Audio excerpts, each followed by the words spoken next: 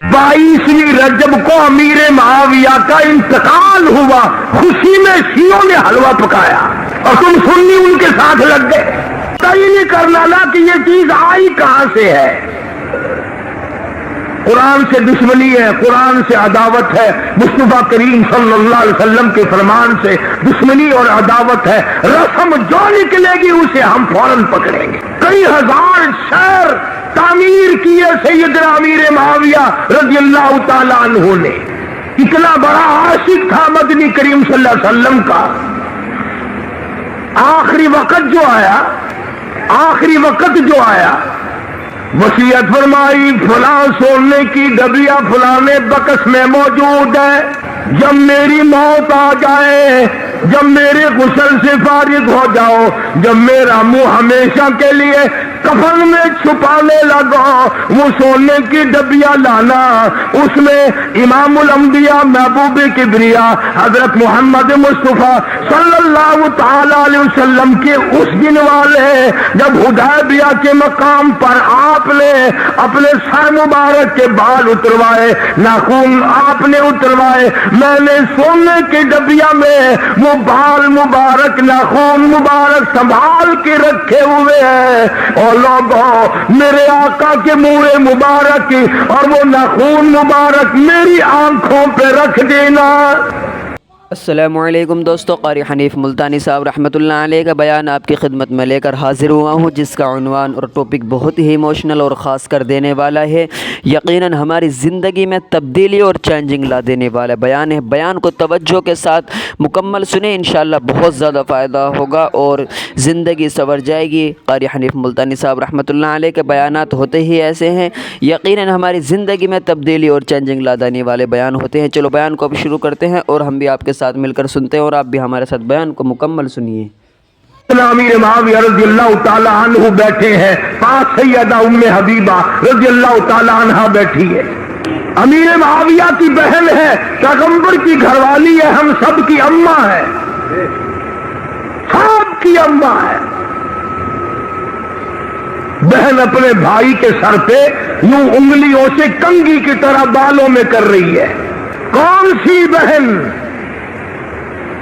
आज मेरी तेरी बहन को क्या पता दीन क्या है? आज हमारी बेटियों को क्या मालूम कि कुरान हमें क्या कहता है? आज हमारी बहन बेटियों को क्या पता है कि हदीस पाक में हमसे क्या मुतालबा है? इन्होंने तो कपड़े पहनने हैं, रोटियां खानी है, मौत आई तो मर जाना है, दीन का पता ना करना।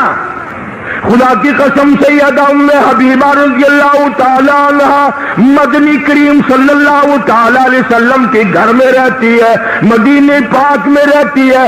अबू सुफियान अभी ईमान नहीं लाया था, उम्मे हबीबा का वालिद है, अमीर मुआविया का वालिद है। बेटी से मिलने के लिए मदीने पाक में आ गया और आके दरवाजे पे दस्तक दी, कौन है? जवाब मिला, मैं अबू सुफियान हूँ। बेटी दरवाजा खोलो, मैं तुझे मिलने आया हूं। इधर दरवाजा खोला, अंदर बिस्तर बिछा हुआ है। अबू सुफियान ने तैयारी की बैठने की, उम्मे हबीबा ने दौड़कर वो बिस्तर लपेट के एक तरफ रख दिया।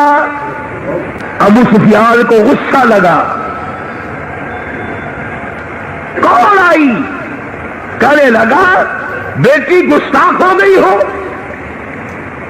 इस घर में आके नबी के घर में मदीने में आकर बेअदब हो गई हो। अर्ज की, अब्बा नहीं। फिर सारा जहान अब्बा के नीचे बिस्तर बिछाया करता है, तुमने लपेट के रख दिया, तुमने एक तरफ कर दिया बिछा हुआ, बजाय बिछाने के बिछा हुआ उठाकर रख दिया। सैयदा उम्मे हबीबा सबका तो रज़ियल्लाहु ताला अन्हा, कुर्बान जाऊं हमारी मां की जान पे। फौरन कहने लगी, अब्बा इस घर में आकर अदब सीख लिया, इस घर में आकर नबी के घर में आकर अदब सीख लिया। कैसे?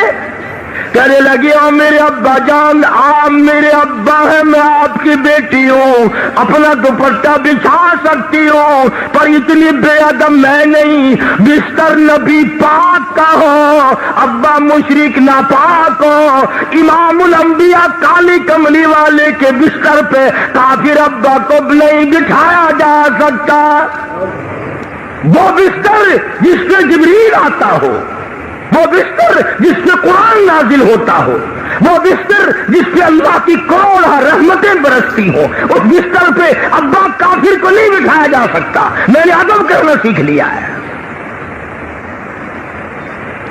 یہ تو ایسا عجیب گھرانہ ہے، جب نہیں آئے تھے تو نہیں آئے تھے، جب دین میں آئے بدلے چکا دیا ابو سفیان کے گھرانے نے۔ سیدہ ام حبیبہ رضی اللہ تعالی عنہ اپنے بھائی کے سر پہ ہاتھ پھیر رہی ہیں، انگلیوں سے کنگھی کر رہی ہیں، جیسے بالوں کو یوں کیا کرتے ہیں نا، یوں کنگھی اگر نہ ہو تو یوں بال کرتے ہیں۔ سبحان اللہ، سر امیر معاویہ کا ہے، ہاتھ ہماری اماں سیدہ ام حبیبہ کا ہے، اور تشریف لانے والے شہنشاہ کائنات ہیں۔ اس لیے عرض کر رہا ہوں کہ تم جان جاؤ سیدنا امیر معاویہ کتنا بڑا آدمی ہے۔ اور یہ تو پرانی یادداشت سے کام لے رہا ہوں، ہفتے بھر میں تیاری کرنے کا کوئی موقع مجھے نہیں ملا، اور اس نیت سے کسی کو چڑھانا نہیں، نہ اپنا نام بلند کرنا ہے، اس نیت سے عرض کر رہا ہوں کہ کل کو قیامت میں ان حضرات کے بارے میں اللہ کی عدالت میں یوں کہنے کے لیے میرا منہ بھی باقی رہ جائے کہ میں بھی تمہارے شناخواہوں میں تھا، ہم بھی تمہارے نام لیوا ہیں۔ سیدنا امیر معاویہ رضی اللہ تعالیٰ عنہ بیٹھے، ام حبیبہ رضی اللہ تعالیٰ عنہ کنگھی کر رہی اپنی انگلیوں سے، سرکار مدینہ صلی اللہ علیہ وسلم تشریف لے آئے، فرمایا ما تصنعی، اے ام حبیبہ کیا کر رہی ہو؟ دیکھ تو رہے تھے، مگر یہ بھی ایک پیار کا انداز ہوتا ہے، یہ بھی ایک محبت کا انداز ہوتا ہے۔ جیسے آپ کسی یار دوست کی دکان پہ جائیں، آپ کو پتا تو ہے کہ وہ کپڑا بیچ رہا ہے، کپڑا ناپ رہا ہے، کیا آ کے تھی پوچھتے ہو نا جی آج کل کی پہ ہوں، پھر کی پہ کر دے ہو؟ آج کل دیکھ تو رہے ہو کہ کپڑا ناپ رہا ہے، کپڑا بیچ رہا ہے، سبزی بیچ رہا ہے، کریانے کی دکان کر رہا ہے، یا روٹی کھا رہا ہے، دیکھ تو رہے، پھر کیا لے گا؟ پھر جی آج کل کی بندہ پہ؟ سرکار نے پوچھا ماں تو سنائی یا ام حبیبہ، اے ام حبیبہ کیا کر رہی ہو؟ تو فرمایا یا رسول اللہ میرے آقا، ہاذا اخی، یہ میرا بھائی ہے، پیار کر رہی ہوں، یہ میرا بھائی ہے، میں اس کو پیار کر رہی ہوں۔ سرکار مدینہ صلی اللہ تعالی علیہ وسلم نے فرما دیا تجھے تو اس لیے پیار ہے کہ تیرا بھائی ہے، پر میں تجھے کیا بتاؤں، انی احب،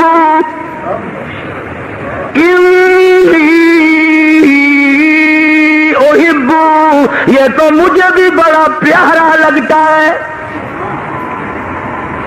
اتنا پیارا ہے، میرا اتنا پیارا ہے، جیسے ہی جبریل قرآن مجھے دے کے جاتا ہے میں فوراً معاویہ کو بلا کر قرآن اسی سے لکھواتا ہوں، یعنی ساری امت میں حضور کے بعد معاویہ کی وہ ذات ہے رضی اللہ تعالیٰ عنہ، آسمان سے قرآن اترنے کے بعد سب سے پہلے معاویہ کے قلم سے گزرتا تھا۔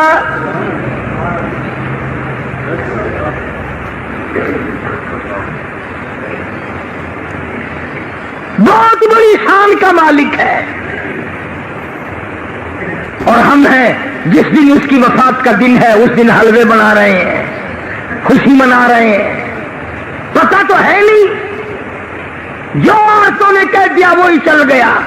قبر میں اللہ میاں کے فرشتے آ کے پوچھیں گے نا من ربوں کا، ماں دینوں کا، ماں نبیوں کا، تیرا رب کون ہے، تیرا دین کیا ہے، تیرا ایمان کیا ہے؟ کئی لوگ تو اسی وقت ہی کہہ دیں گے نا نکاح والی نے پوچھا گے پھر دسیں گے۔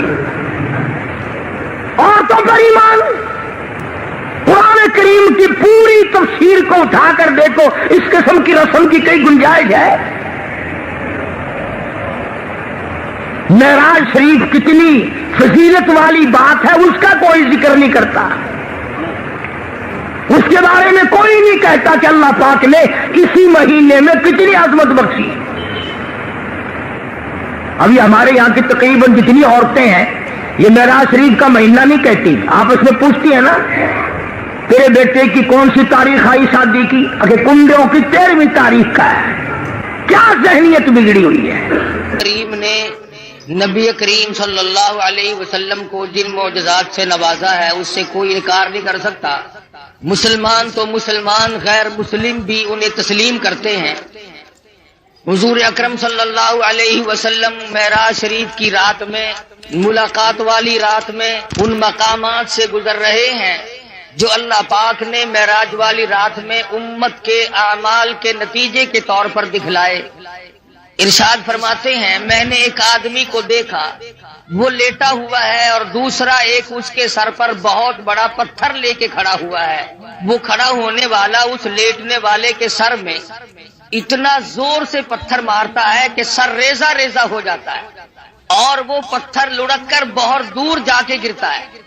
جب تک وہ پتھر اٹھانے کے لیے جاتا ہے جس نے مارا تھا اس وقت تک وہ سر بالکل صحیح سالم ہو جاتا ہے اور وہ اس پتھر کو اٹھا کر لا کے پھر دوبارہ اس کے سر میں مارتا ہے۔ عرض کیا صحابہ کرام نے یا رسول اللہ صلی اللہ علیہ وسلم وہ کون آدمی ہوگا؟ ارشاد فرمایا وہ آدمی جس کو اللہ نے قرآن کا علم دیا، قرآن کریم کی دولت دی، لیکن وہ بدعملی کرتا تھا، رات کو دن کو تغافل کرتا تھا، لوگ مصلی پہ اللہ اللہ کیا کرتے پھر وہ سویا کرتا تھا۔ ارشاد فرمایا ہم آگے چلے تو ہم نے دیکھا چند آدمی ہیں، ان کے پیٹ گنبد کی طرح بڑے بڑے ہیں اور ان میں بچھو اور سانپ صاف شفاف پھرتے ہوئے نظر آتے ہیں پیٹ میں۔ حضور صلی اللہ علیہ وسلم نے فرمایا کہ ہم نے پوچھا جبریل یہ کون لوگ ہیں؟ جواب ملا یہ امت کے سود کھانے والے لوگ ہیں، بیاج کھانے والے آدمی ہیں۔ آج احتیاط نہیں، پرہیزگاری نہیں۔ حدیث شریف میں آتا ہے جس کا مفہوم یوں ہے کہ جس نے 4 آنے سود کے کھائے، بیاج کے کھائے، گویا اس نے اپنی سگی ماں سے 35 مرتبہ زنا کیا ہے۔ آج لوگ اس کو منافع کہتے ہیں۔ منافع کہنے سے حرام چیز حلال نہیں بن جاتی۔ اگر ایک کتے کو 50 آدمی مل کر کئی دفعہ کہیں یہ بکری ہے یہ بکری ہے، وہ بکری تو نہیں بن سکتی۔ ارشاد فرمایا مدنی کریم صلی اللہ تعالی علیہ وسلم نے ہم نے ایک آدمی کو دیکھا جس آدمی کو جنت کے دروازے کی طرف سے اس کا نام لے کر آواز آئی، وہ دوڑ کے اس کی طرف گیا، اس کے جانے سے پہلے وہ دروازہ بند ہو گیا، پھر دوسرے دروازے سے آواز آئی، اس کی طرف دوڑ کر گیا، پھر وہاں سے بھی بند ہو گیا، پھر تیسرے دروازے کی طرف سے آواز آئی۔ یہی جنت کے ہر دروازے سے آواز آتی ہے، وہ دوڑ کے جاتا ہے تو دروازہ فوراً بند ہو جاتا ہے۔ پوچھا گیا یہ کون آدمی؟ ارشاد فرمایا مدنی کریم صلی اللہ تعالی علیہ وسلم نے یہ وہ آدمی ہوگا جو دین کے معاملے میں لوگوں سے دھوکہ کیا کرتا تھا۔ حدیث میں فرمایا نبی کریم صلی اللہ تعالی علیہ وسلم نے ہم نے معراج والی رات میں ایک مقام پہ دیکھا، آسمانوں پہ دیکھا، سفید ریش بزرگ آدمی ہیں، چھوٹے چھوٹے ننھے منھے بچے ہیں، اور وہ سفید ریش بزرگ آدمی قرآن کریم پڑھا رہے ہیں، چھوٹے چھوٹے بچے قرآن مجید پڑھ رہے ہیں۔ صحابہ کرام نے پوچھا یا رسول اللہ صلی اللہ علیہ وسلم وہ کون لوگ ہوں گے؟ ارشاد فرمایا مدنی کریم صلی اللہ تعالی علیہ وسلم نے اللہ میاں نے میری امت کو توفیق دی، میری امت کو دولت عطا فرمائی، چھوٹے چھوٹے لختے جگر، چھوٹے چھوٹے نور نظر معصوم بچے قرآن مجید پڑھتے ہیں، پڑھتے پڑھتے کسی کی موت آ گئی، 1 سپارہ پڑھ کے موت آ گئی، 10 پارے پڑھ کے موت آ گئی، 5 پارے پڑھ کے موت آ گئی، 20 پارے پڑھ کر کے موت آ گئی، 10 باقی رہ گئے۔ اللہ تبارک و تعالی جل شانہ نے فرمایا او میرے خلیل آ جا، آسمانوں پہ بیٹھ کر میری امت کے وہ بچے اور میرے نبی کی امتوں کے بچوں، امتیوں کے بچوں، قرآن پڑھنے والوں، تم نے قرآن کریم فرش پہ پڑھنا شروع کیا تھا، آؤ جو باقی رہ گیا عرش پہ ختم کر لو۔ ان کے اس قرآن مجید کی تکمیل وہاں پر کرائی جا رہی ہے۔ معراج شریف میں مدنی کریم صلی اللہ تعالی علیہ وسلم کو بچوں کو پڑھتا ہوا دکھایا گیا۔ سرکار مدینہ صلی اللہ تعالی علیہ وسلم براق پہ سوار ہے، بیت المقدس میں تشریف لے آئے۔ خداوند کریم نے انبیاء متعددہ بلایا ہوا ہے، سارے انبیاء کرام کو دعوت دی ہوئی ہے، آؤ آج میرے محبوب تشریف لائیں گے، تم سب آ جاؤ۔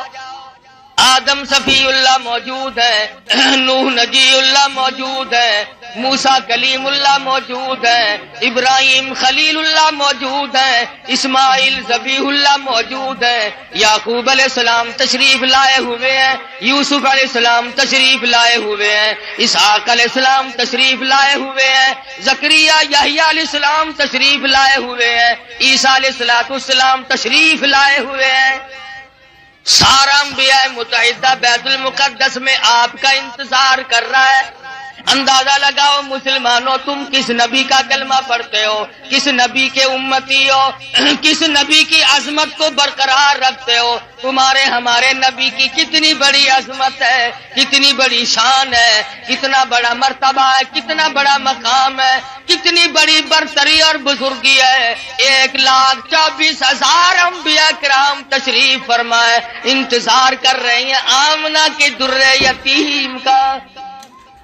بیت المقدس میں براق پہ سوار ہو کر کے پہنچے، آپ نے انگلی کا، حضرت جبریل امین نے انگلی پتھر کو لگائی، اس میں سوراخ بن گیا، براق کو وہاں پر باندھ دیا گیا۔ مدنی کریم صلی اللہ علیہ وسلم اندر تشریف لائے۔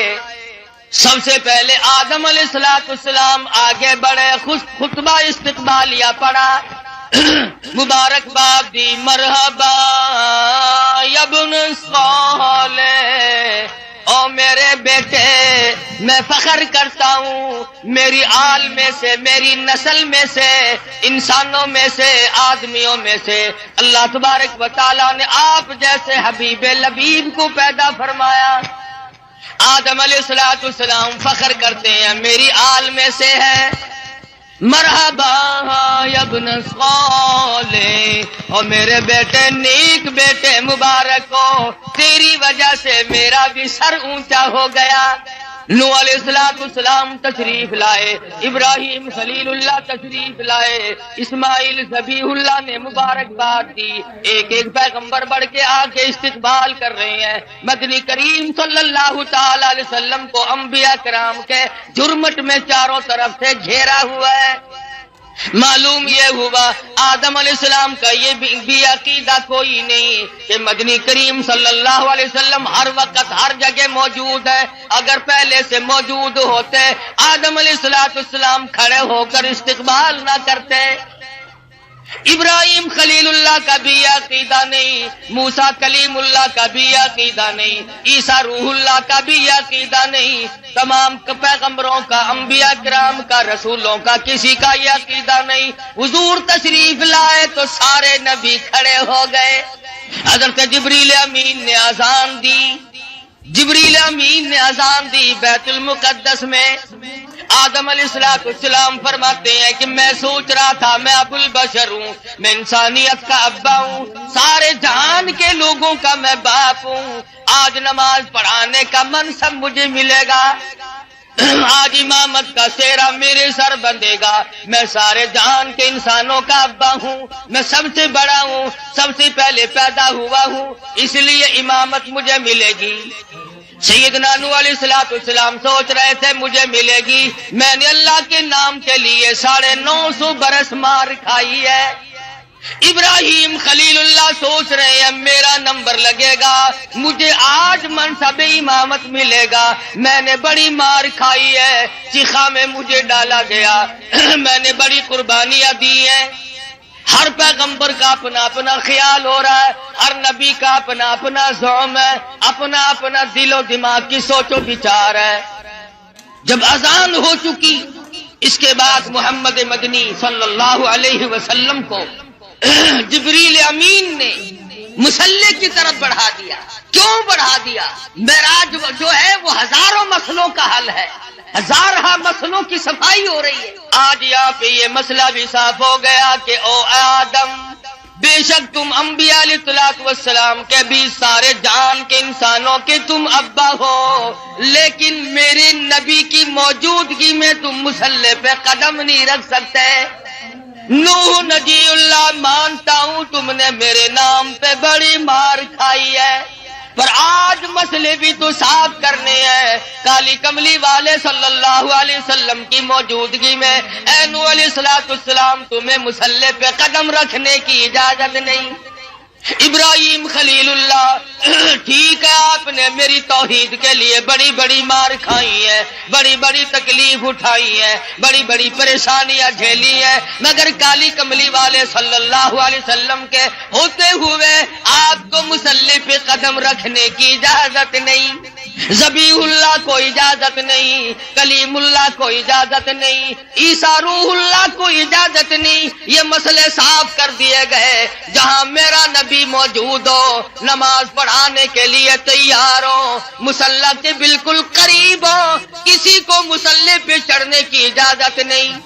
آج یہ لوگ کیسے دو رنگے مسئلے کرتے پھرتے ہیں، کہتے ہیں ہر نبی، ہمارے نبی حضرت محمد الرسول اللہ صلی اللہ علیہ وسلم ہر وقت موجود ہے اور ہر جگہ موجود ہے، اور مولوی مصلی پہ کھڑا ہو کر کے پھر دندناتا ہے۔ لوگوں لکھ کے لے جاؤ، یاد کر کے لے جاؤ، پکا کے لے جاؤ، ترنگی چھوڑ دے یک رنگ ہو جا، یا سراسر موم ہو یا سنگ ہو جا۔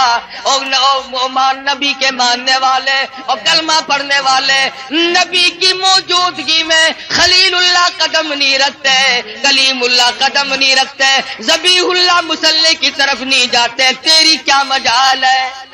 دوستو قاری حنیف ملتانی صاحب رحمۃ اللہ علیہ کا بیان آپ کو بہت زیادہ پسند آیا ہوگا۔ بیان پسند آئے تو ہمارے چینل کو سبسکرائب کریں اور زیادہ سے زیادہ ویڈیو کو مکمل دیکھیں، انشاءاللہ بہت فائدہ ہوگا۔ بیان بہت ہی ایموشنل اور خاص کر دینے والا ہے، یقیناً ہماری زندگی میں تبدیلی اور چینجنگ لا دینے والا بیان ہے۔ بہت ہی امپورٹنٹ اور خوبصورت بیان تھا۔ بیان کو لائک اور شیئر اور کمنٹ کرنا نہ بھولیں۔ چلو بیان کو ختم کرتے ہیں اور ملتے ہیں نیکسٹ ویڈیو میں۔ السلام علیکم ورحمۃ اللہ وبرکاتہ۔